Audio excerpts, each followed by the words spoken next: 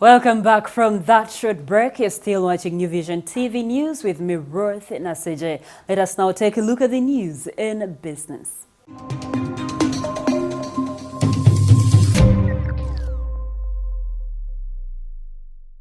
In business today, Kenya's commercial oil prospects have received a boost from the recent pricing of the first batch of crude oil of 200,000 barrels that fetched $12 million. Investors have, from the purchase of the estimated 200,000 barrels of crude, warmed up to opportunities presented by the nearly 600 million barrels of oil reserves in Turkana as the pricing of the premier batch matches up to world-leading crude classifications.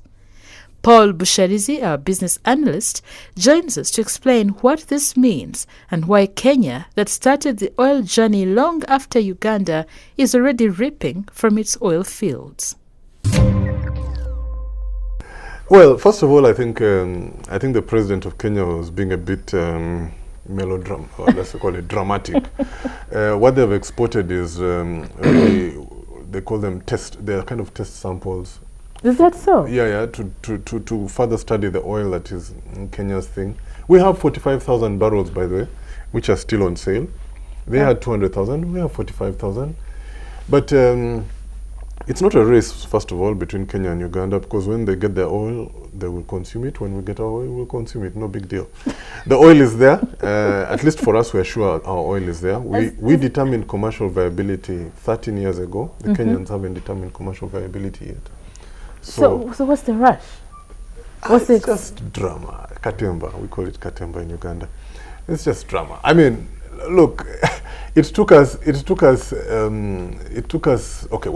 long time to determine commercial viability, but even if you look at it, I think we had drilled, they say about 65 wells to determine commercial viability. Kenyans haven't drilled half of that.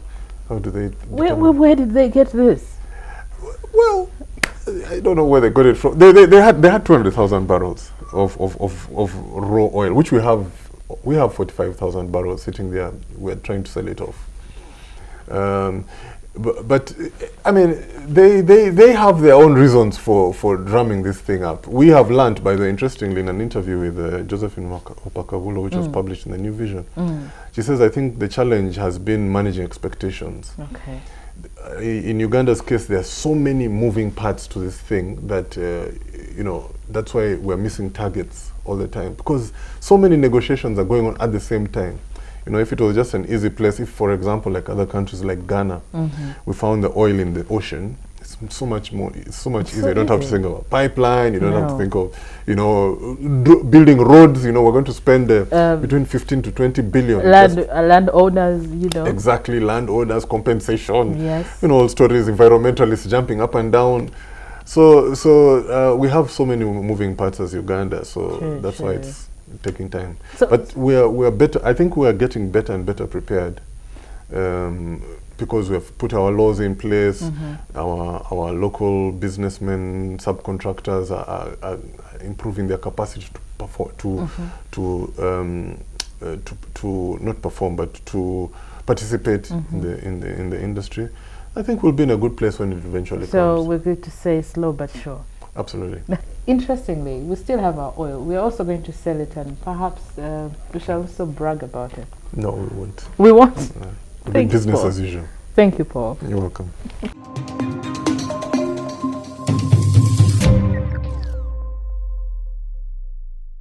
That is it for the news in business. Now take a look at our Daily Pearl of Africa series. We look at the wildlife in Lake Mburo National Park.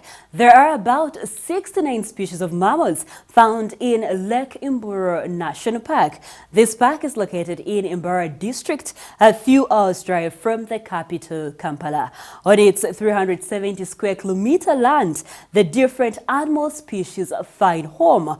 We look at the wildlife in this national park.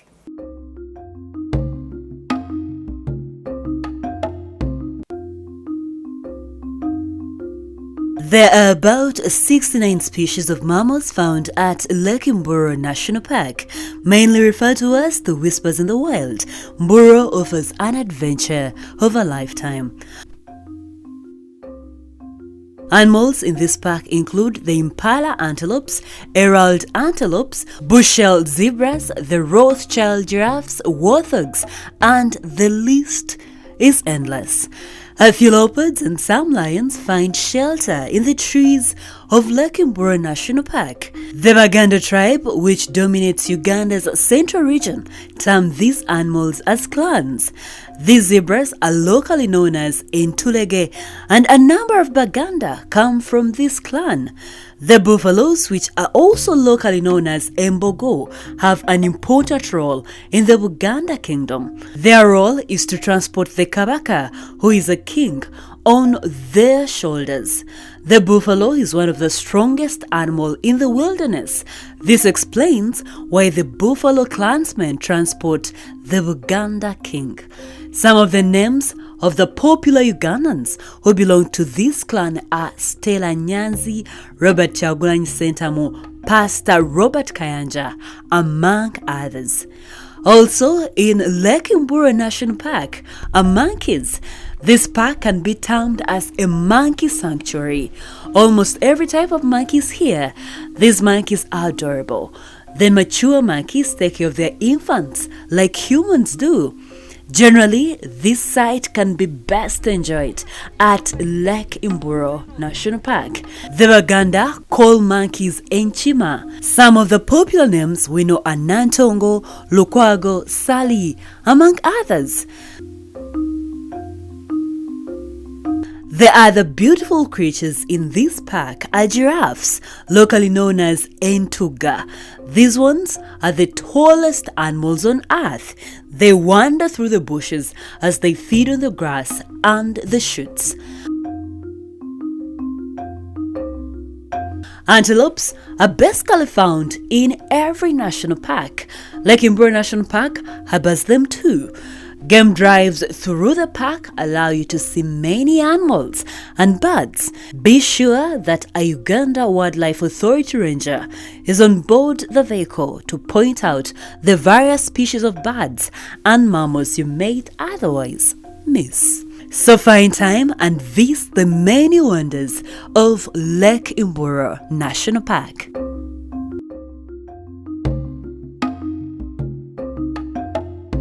For more Pearl of Africa stories, visit our website, which is newvision.co.ug/Pearl of Africa. A newspaper, The Sunday Vision, is also another home of adventures. Grab your copy every Sunday for Pearl of Africa stories. We now move on to our special report today. Is the coffee bill relevant?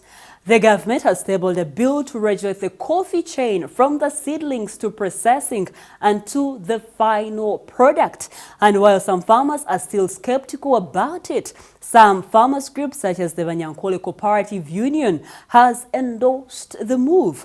Under the bill, coffee farmers will register and the correct acreage and production will be recorded for proper monitoring of the coffee sector.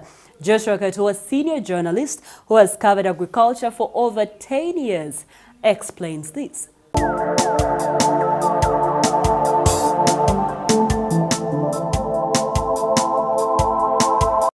Coffee is Uganda's top earning export crop, which is grown virtually in all parts of East, Central and Western Uganda. Introduced in the country at the start of the 19th century, the crop became widespread, making Uganda one of the top growers in Africa.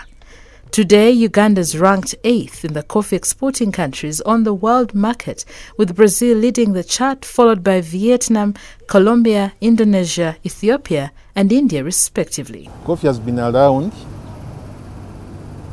for almost 100 years. We have indigenous coffee trees that were there even before the whites came here. Many of those are Robusta. We have Arabica that was introduced later.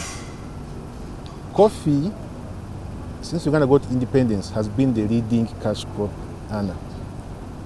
Coffee farmers in Uganda use mainly the low input system, and households strongly rely on family labor for production with minimal use of agrochemicals such as fertilizers, pesticides, and this practice has made Uganda a suitable country for coffee production. Uganda reached 4.4 tons of 50 over 60 kilogram bags in the 1960s. Then dropped to 2.2 in the mid-80s for obvious reasons.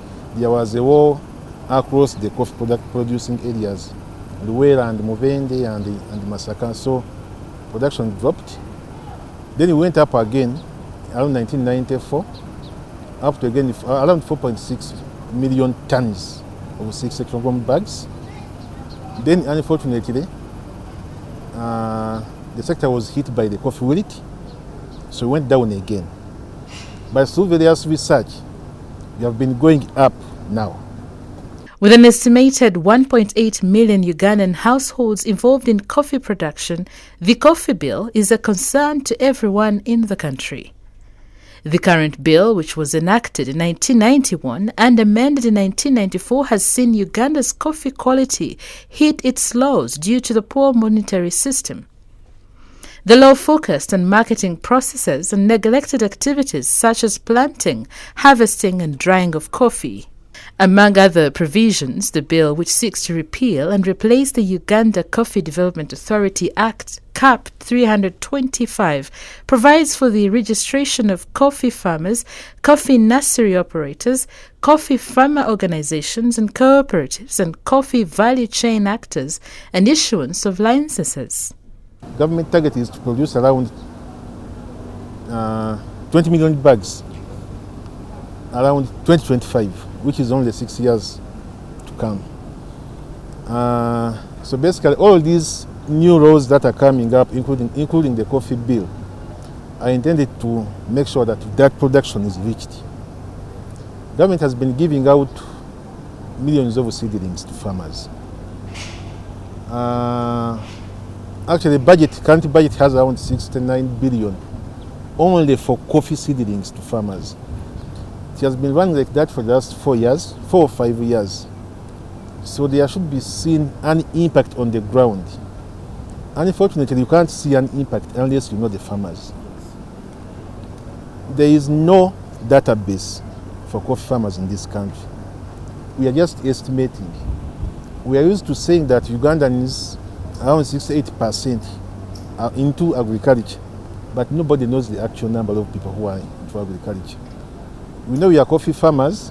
We can say Erigon areas, the central region, especially Luwera and Masaka and Mubende, parts of the west Nibushenyi, and then Wundibujo grow coffee, but we don't know the number of actual coffee farmers.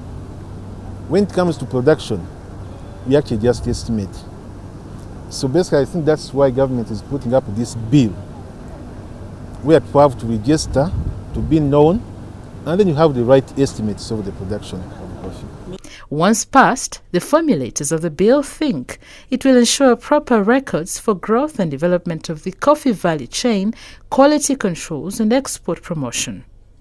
Uganda aims at increasing coffee export from about 5 million bags to 20 million bags in the next 10 years.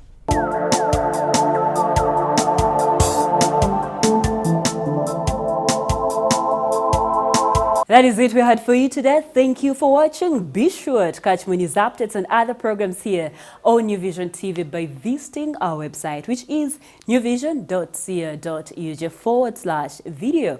You can also follow us on social media. Facebook is the New Vision, Twitter is @NewVisionY, Instagram is @NewVisionY, and our YouTube channel is New Vision TV.